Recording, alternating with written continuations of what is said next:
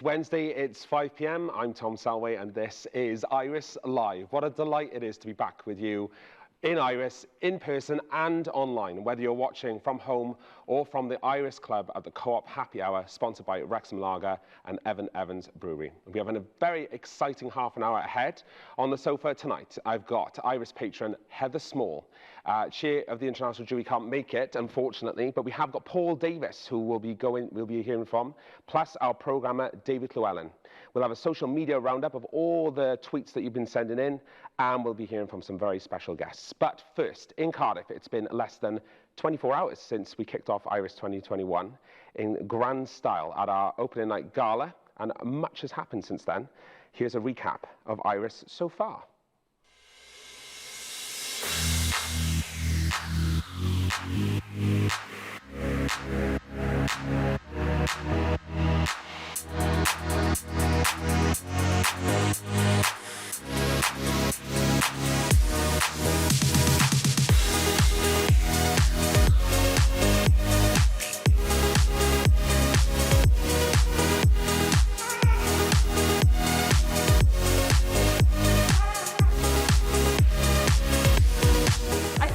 So young and have something, people who are so influential in the industry want to listen to what we have to say. Yeah. It's just amazing, and I think we can all say that.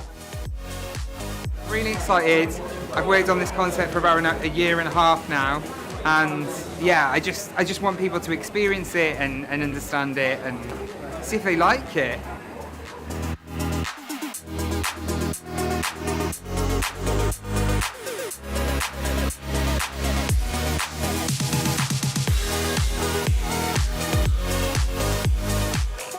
You want as a creative, you want your work to get out there, and you know the emotions that comes with that, and we saw that with the filmmakers today. It's heartwarming. You know, they were so nervous beforehand, but it was so well received, and then you get that sense of relief that you know your work is loved, it's accepted. There's nothing like that.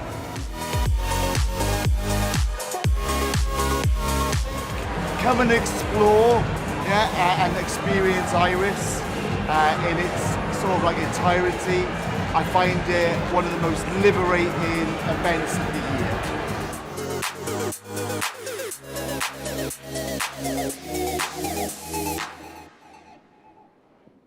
What a great night. Now, world-famous soul singer Heather Small achieved huge success in the 90s with the group M People, selling over 10 million albums worldwide, before embarking on a solo career with hits including Proud. Heather has been a supporter of the Iris Prize for many, many years, performing during the festival's award show in 2017 and returning in 2018 as a member of the international jury. She joins Iris as a patron with the objective of increasing awareness for Iris's work in sharing LGBT+ stories with a new audience. And I'm delighted to say that she's with me now. Heather, it's great to see you. It's great to be here. I mean, you look really good considering it was quite a wild party last night. Well, I had the good sense to leave a little early because I wanted to go and see the films, and they started at 10:30 this morning. Oh, so. You're very efficient. I came to see the work. I know. I apologise if I thrusted you onto the stage and forced canapes down your throat, but you seemed like you enjoyed that part. Oh, it was so tasty, and luckily it was all vegan food. Yeah. And even down to the chocolates, and it was white chocolate as well. But I like all chocolate. If it's vegan, I'm gonna have a try. It was delicious. It really was, yeah. And a big thank you to David Llewellyn and the team at Co-op for a fantastic spread. Yeah. So you've been patron for less than a year, and I mean it's been quite a year, and that's not even really including the pandemic. What's that been like for you to be, a new part of the Iris family now? Yeah, I think that it's been an eye-opener. I think because for me, I wanted to have as many people as possible know about the Iris Prize, and we did a launch, Selfridges, and that was an initiative that I instigated, and I think that it went really very well. It's such an amazing festival, and like I said before, the voices that you hear, the stories that you hear, and this morning I went to the screenings from Poland, from Russia, from Libya, and very diverse stories, but still about being LGBTQI in this world today and the difficulties. And in some of the places, and those places that I mentioned, it's not just difficult to be LGBTQ, it's dangerous. And so these people are brave, making these films and having their voices heard and sharing their experiences, because there's other people thinking that they're alone in that space who might not be able to, but then to speak to anybody. But now, you know, you can access these films online. Yeah. So there's a way to see yourself and your story and the different stories, to see yourself and to hear that voice. And then you could maybe think to yourself, well, there's an experience that's not quite my experience. I'll give it a go. Yeah. I'll make that film. Yeah. You know, I'll say those new words, that new theme. And so I think it's just inspiring all round. Yeah. And you know, and as a creative, for me to go at 10:30, and I mean, you know that I'm a creative at heart, because for me to get up at 10:30 after a party to go and watch some films, Fair enough. you know, I give myself some props, but it was definitely worth it. I would say, you know, you've got to, if you can't get here in person, you know, you've got your laptop. Yeah. You do a movie night at home. Yeah. I mean, that's the great thing about Iris last year. Of course, we had to go online because of the pandemic. Yeah. But to retain that this year and now Yes. keep that access for the audience is just great, isn't it? It's absolutely fabulous. For me, I thought to myself, that's when I saw Iris it went up in my estimations yet again, that in a pandemic you were able to say to creatives, you know what, yeah, there is somewhere for you to still be and to still create, and we will put your work out. And I know that it has to be very, very difficult to keep that momentum and keep that going, and that Iris Festival was able to keep that momentum, to channel that energy still in a pandemic, and get films out there and online, and now a bigger audience. I mean, so you know, to come out of a pandemic with a bigger festival is totally amazing. Yeah. And of course, we are here as well, and you're going to be here for most of the festival. Yes, I am. I mean, will you get a chance to see a lot of the films, and is there anything particular you're looking forward to this week? Yeah, well, there is a film, I've forgotten the total title, but it's Lola and something else. And but there's a film that specifically, I think it's the Muslim voices that I'm very, very interested in hearing, because of the whole story, I would say, in Afghanistan.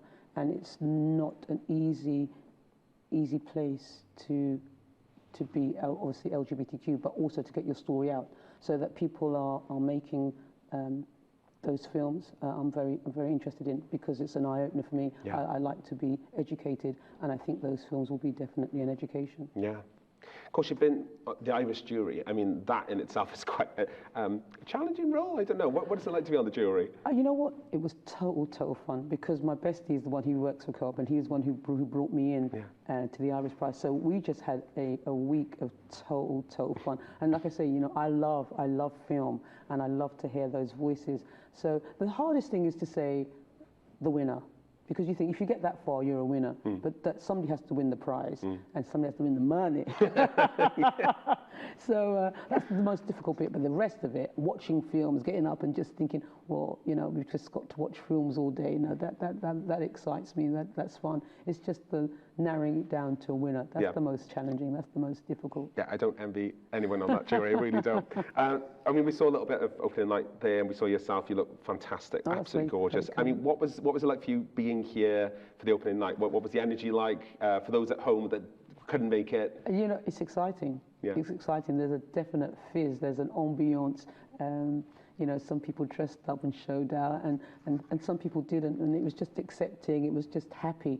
And people came because they wanted to. And, you know, we've had this pandemic, and having people gather, that was quite unusual. Yeah. But it was unusual good. I didn't feel in danger of my life or anything like that. I felt the really positive energy in the room. It's just the excitement, the build-up. And like I said, I left so that I could see the films, and I think it was just the best introduction to the films. I couldn't agree more. Heather, it's been great to see you again. Thank you so much for spending the time today, and enjoy the rest of the week at Iris. Thank you.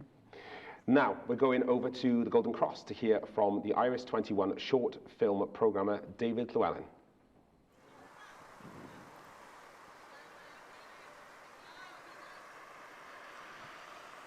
day one of Iris, and I'd just like to talk to you about the first programme of shorts you'll see, which is called One World. Now, these are films from all around the world, but they include some from countries we've never heard from before, such as And Just Two More, which comes from, it's a film from Iran, and it's, we've never had a film from Iran before.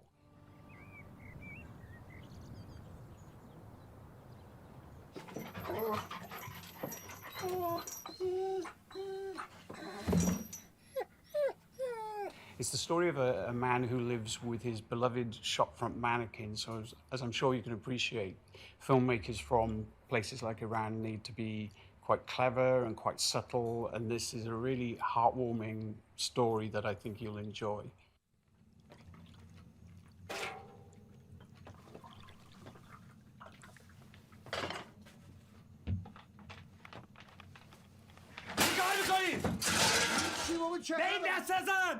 میخوامش. این فروشی نیست. خیلی خوب، چرا داد میزنی؟ بگو فروشی نیست. We also have a short documentary called Pitashaj Nikosian. Now, the title doesn't translate into English. It's in the Adikamekw language, which is a First Nation language of Canada. And it's about a transgender teenage girl called Jerry, and how the community and her family in particular are very supportive and, you know, very welcoming of her and her journey and her identity. And I think there's a lot that we can learn from that one in particular. When I was like 6 or 5, I found out that I was not in perfect body. I feel like a girl.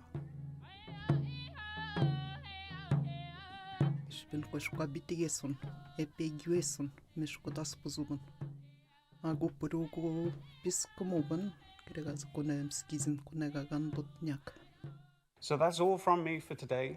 See you again tomorrow. Thanks, David. And remember, as well as heading to Premier Cinemas or Chapter to watch films in person, you can watch Iris online too, as our good friends Derek and Orla have been doing in London.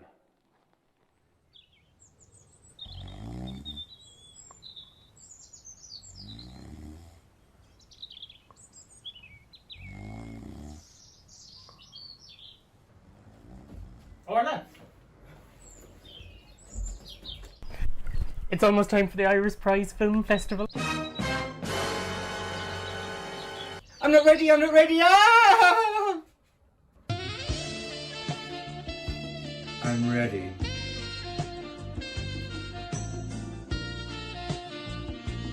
Orla, what are you doing? I'm ready for the Iris Prize Film Festival, of course. We're in London. Yes. The Iris Prize Film Festival is in Cardiff. And? We're going to watch it online. Iris Online allows you unlimited access to all 12 programmes of short films from this year's programme and 6 of the features from this year's programme from the time they screen in Cardiff until the end of October. Watch all 12 programmes of short films, catch up with 6 features, watch Iris Live, see the Iris Awards. Programming will be available to watch online from the time it screens at the in-person festival until the end of October. Oh, shall we have our own Iris Prize Film Festival at home then? Of course. Orla, look over here. Orla, who are you wearing? Oh, I tell you what I'm not wearing. Knickers. Look over here. Derek, is it true you're gay? Derek, over here. Derek, is it true you're Irish? What are you wearing? Who are you doing? What are you doing? What's that award? What did you I brought my own Oscar. Derek, is it true you're gay? Derek, over here. Derek. So, Orla, tell us about your humble beginnings. Well, Derek, I grew up a poor young girl on the mean streets of Stockwell in a workman's cottage, 8 bedrooms, 3 baths, without so much as a pot to... Oh, thank you very much for coming, Orla. Tune in again tomorrow. So, Mimi, you've been accused of being the laziest movie star in Hollywood. Do you have a response? How much hair is too much body hair? Have you got the claws out for someone? What were your true feelings about the movie Cats? Cat got your tongue, eh? Cocktail, Please. Cheers. Are you dancing? Are you asking? I'm asking. Then I'm dancing.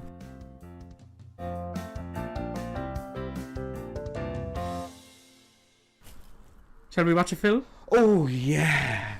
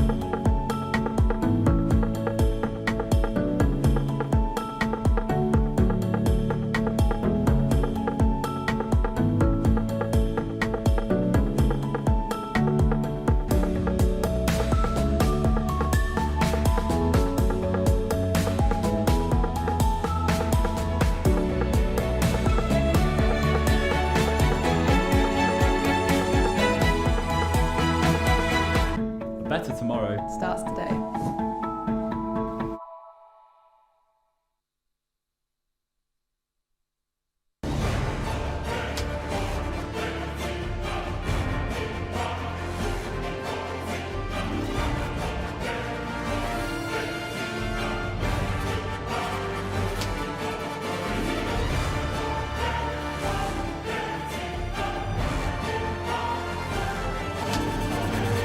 If you have the ambition, we will give you the inspiration.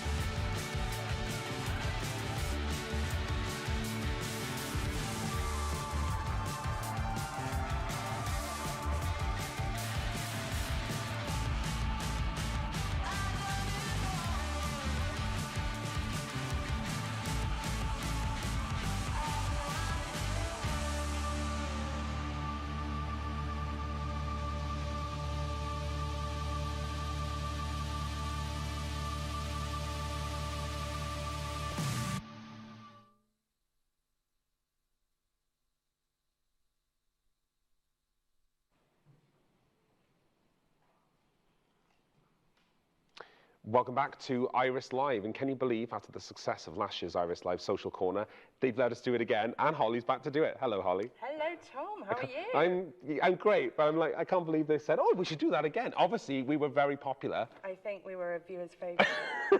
No, but seriously though, it's really good to be back in person here at Iris. Obviously, we're back here. But, I mean, we had great reception online last year. This year, we've been here one day. It's been bonkers, the number of tweets and messages and comments we've had. Absolutely. I mean, being back in person and online this year really does mean there's double the fun, I think. So we're going to take you through a few things that people have been saying overnight after our amazing opening last night.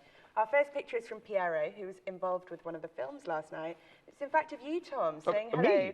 to our directors in person. How was that in the screen last night? I'm trying to remember now. It was a bit of a blur last night. I was quite nervous because there was a lot of people, and that's the first time I've seen so many people. But my goodness, the energy, it was so good. Everyone had such a great time, didn't they? It really was such an amazing night. As you can see from this picture that Sharon took, with all of the Prosecco lined up, ready to greet our guests at the party at the Capitol Centre.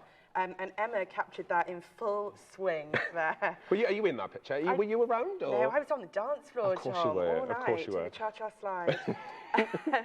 So I think lots of us will agree with Katie that last night was the best Iris opening yet. Do you concur? Completely. She came bounding up to me and said, "This is so good. This is the best one we've ever done." I was like, "You need to tell everybody this," but everyone was saying it. Everyone was saying it. She's put it on Twitter. She's told the world. Yes. So that's very exciting. And of course, we couldn't have done last night without our amazing volunteers. We've got a gorgeous snap here of the co-op volunteers from the Machen store in Caerphilly, who so brilliantly served all the gorgeous canapes last night that were created by the co-op Delicious Food team, who I know you mentioned to Heather earlier. So good. I feel a bit bad for the people that couldn't make it. Obviously, we've been online as well, and people could enjoy the opening night online, couldn't they? Yeah, but I think some of these treats will be making their way into co-op stores, Excellent. I believe, possibly around Christmas. Smashing. So, of course, as well as everyone being here last night and sampling the delights, as you've mentioned, people can watch online as well, which is exactly what Mark Antolin's been doing in Stratford-upon-Avon with the aid of his Iris in a box. We've also got, I think, my favourite picture of tonight. Okay. This is Nala, and she is the puppy of Olympic bronze medalists Sarah Jones and Leah Wilkinson. Oh, my goodness. Who's wearing her Iris T-shirt for opening night. Fantastic. And if anyone hasn't got their Iris in a box yet, you can actually pick one up from the Queer Emporium. I know that's on St Mary's Street in Cardiff City Centre. It is, yeah, absolutely, just opposite Mary's. So pop in there and get your Iris in a box. And of course, as well as partying and Iris in a box and dogs wearing T-shirts, we have actually got some films on this week. Really? Quite a few, I think, actually. Yeah, quite a jam-packed programme. Yeah. And it's lovely to hear from the filmmakers internationally who are unable to be here at the moment, including Bruce LaBruce, whose film St Narcisse has its UK premiere on Friday night this week at Premier Cinemas. And we've got a lovely picture here from Susan, who's loving seeing her film Baba on the Iris Prize posters. Yes. Now, I cycle a lot around town, and I love just stopping and checking out the poster. Go, there's another poster, and people looking at it, because it's a really good image, wasn't it? Really impressive. Such a beautiful picture. Yeah. And yeah, it's lovely to see everywhere around the city Iris being celebrated. Yeah. So if anyone wants to book tickets, they can follow Luke's example and head to the Out and Proud app to find out more information and to book for everything that's going on this week. And Out and Proud's also amazing. I think you use it, don't you, Tom? I had a notification this morning about what's going on with Iris, and not only Iris, but the other LGBT plus events in the city. It is a brilliant, brilliant app. Yeah. So I thoroughly recommend you download it, because it's really good.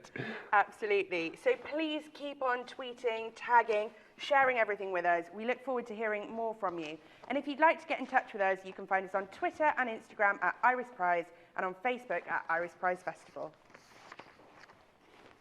Thanks, Holly, and we'll have more from Social Corner tomorrow on Iris Live. Now, Paul Davis is a disability and LGBT plus campaigner who has been a long-standing supporter of the Iris Prize. This year, he stars in 3 Letters, directed by Ian Smith, which is in the competition for Best British Short Film, supported by Film 4. And Paul is here with me now in the studio. Paul, it's lovely to see you. And you as well, in the flesh. In the flesh, for real. And well done for getting here after last night's party. Not to suggest that, you know, you might have had a good time. No. I had a very good time, but Mum was with me. How good a time, Paul? A very good time, but Mum was with me, so, you know, I had to be here.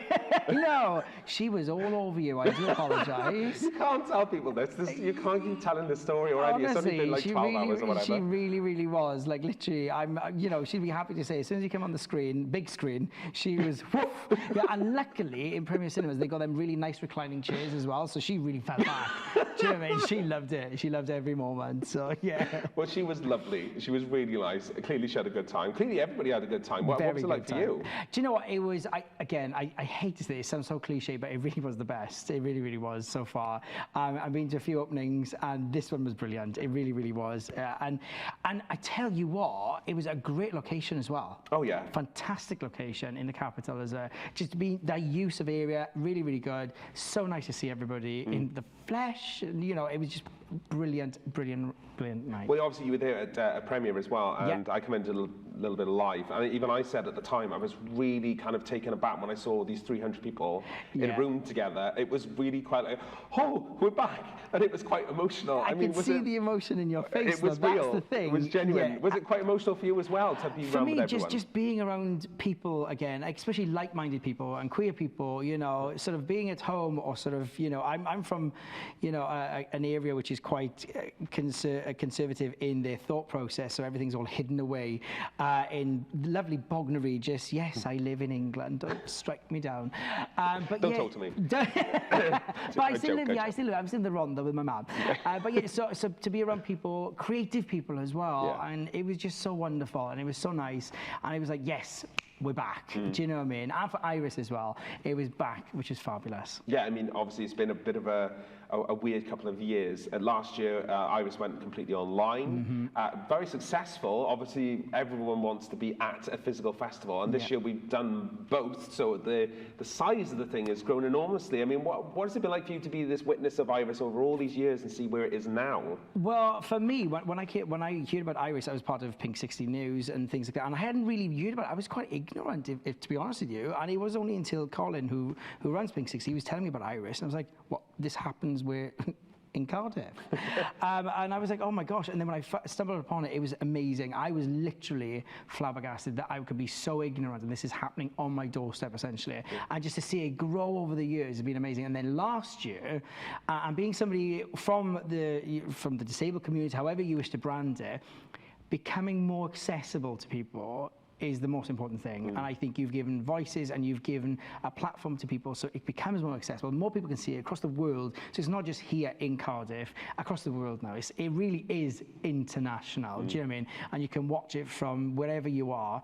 And I just think you've just grown from strength to strength. And I think not to say that COVID was a blessing, but it's a blessing in disguise, essentially. And I think for a lot of people, it's made them think differently as well, and made a lot more things accessible. So I think I think everyone's made the best of a very bad situation and tried to pull out the good out of that, at least. Definitely. And when you look at our queer community as well, look at what we've done. You know, we've always had so much bad happening to us, but out of it all, there's always been, you know, over the rainbow, at the very end of it, there's always been a pot of gold. And that just shows the resilience and tenacity of our community, really, isn't it? So Iris is only mirroring what we do. Yeah, completely. And speaking about what you do, I was a bit shocked to hear, not that I'm questioning your talents, because I know you're a man of many talents, but that you have a film, you're in a film this year, 3 Letters. Tell me about that. Yeah, so oh, this is really weird because, like, for me, I'm always such a positive person, but this really is a Paul Davis that not many people see, essentially. And this is the side of me where I've been on a journey from a very young age, you know, dealing with accepting my disability and how people are going to be with me. You know, I don't like it, but I have to accept the reality of some situations that, you know, I have to go on a different route to everybody else. But for me, this film is about my acceptance of rejection, which obviously in the gay community or the queer community and disabled community it's you know, it's almost like a part of your induction. Oh, and here's a piece you have to accept. And that for me is really, really difficult for somebody that wants to get on with everybody, and coming from my father as well. It's been a long journey, and it's something that I knew was going to happen. And I don't want to give too much away about it, but I knew I was going to be in good hands when I sat down with Ian, amazing director. And I know everybody probably says this about but I knew I was in good hands with him, because I knew he was going to look after me, and what the end result was going to be something polished. Well, actually not even polished, because everything I say is what I'm feeling straight away. No script, nothing. He's done a brilliant job. If I can even say that, you know, because I find it very awkward to talk about something that I'm coming to the end of my journey of accepting it now, and this was almost like the last piece that I need to put together. And through doing that, my only way of accepting it is by knowing eventually I'm going to help other people. I can't help myself unless I know I'm helping other people. So, and that's what the film will hopefully do, and I think it will do as well. So. I mean, it's going to be quite strange for you, surely, to be in a cinema with other people watching that film back as well. How's that going to be? How are you going to react? Well, for me, I'm probably going to be sick, actually. I'll be like, oh, God.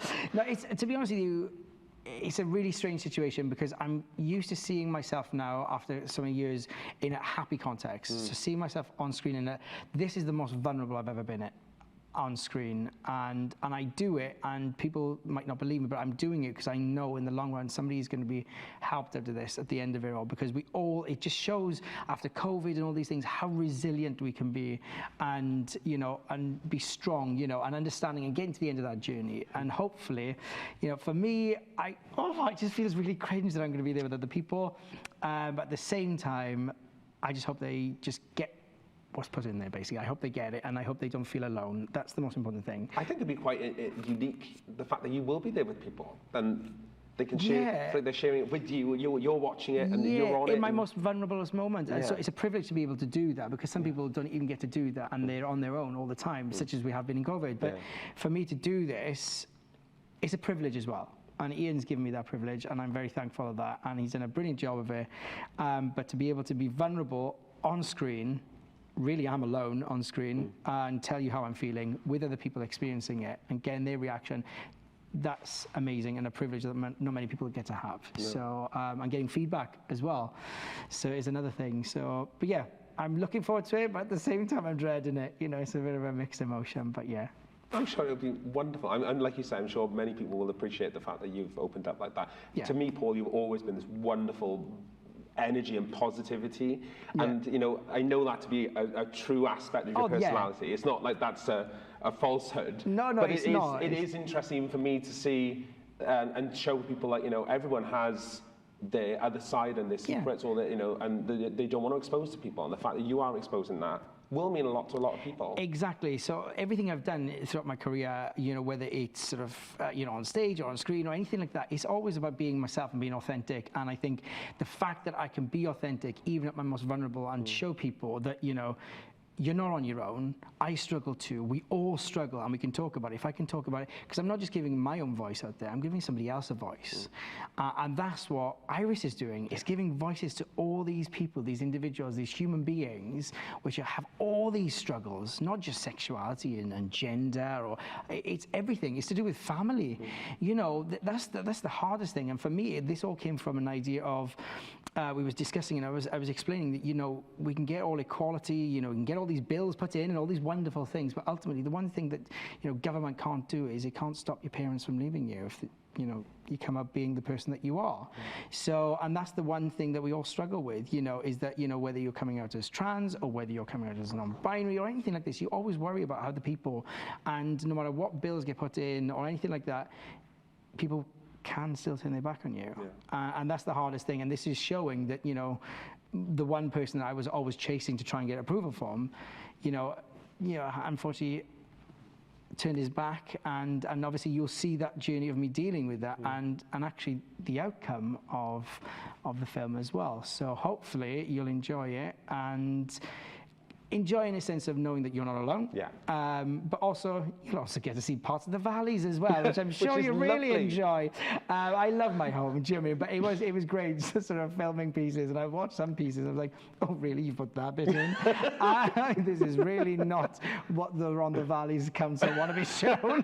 But it was truly wonderful, it really, really was. And I got to be honest, the scenes as well that Ian has chosen, actually, I don't think he really realised that they are really big areas for me in the valleys. That they were actually one of them where you'll see I'll park up my little car. That place, when you see that, I can't tell you, when he said we were going to film there, that for me, I was like, this is my sanctuary. He's like, really? I went, yeah. This place actually is my sanctuary. Wow. There's 2 buildings behind me, which you'll see in the movie. I was like, these are actually where I used to come. This was my little safe space, my little safe, where I come and retreat and delve into this magical world of mine, my crazy little Neverland brain. And so, so I'm not going to give too much away, but when you see it, it was also, like, literally, I was so emotive for me in so many different ways. I can't wait to see it. I'm really looking forward to it. Thank you so much for sharing the story with us. And thanks for being here today. And I did ask them if they could extend this edition of Iris Live, because I knew you were coming on. I thought we could talk for hours. I know. But we have a good time. But it's been lovely to see you. And have a great week, whatever you're up to, because I know you're very busy man. No, it's always a privilege to be here with you guys. So thank you so much for getting me here. And I just want to wish you all the best of luck as well. Thank you. All the directors, everybody's involved. You lot are absolutely fantastic. And thank you for giving people a voice as well. Thank you for being That's the most important thing. Thank you, Paul. Diolch. Great stuff. Well, actually, I think that is all we've got time for today. Tomorrow, we'll see you at Chapter Arts Centre for a full day of screenings of the 15 films in the run to win the Best British Short. But first, tonight we have Love Spells and all that screening at 6 p.m. in person and online. And in Cardiff this evening, we have the UK premiere of Swan Song at Premier Cinemas at 8 p.m. If you haven't got tickets yet, there's just enough time to snap up one and be the first to see this film, which isn't on general release until next year. So that's quite exciting. So until tomorrow night at the same time, I'll see you then. Bye-bye.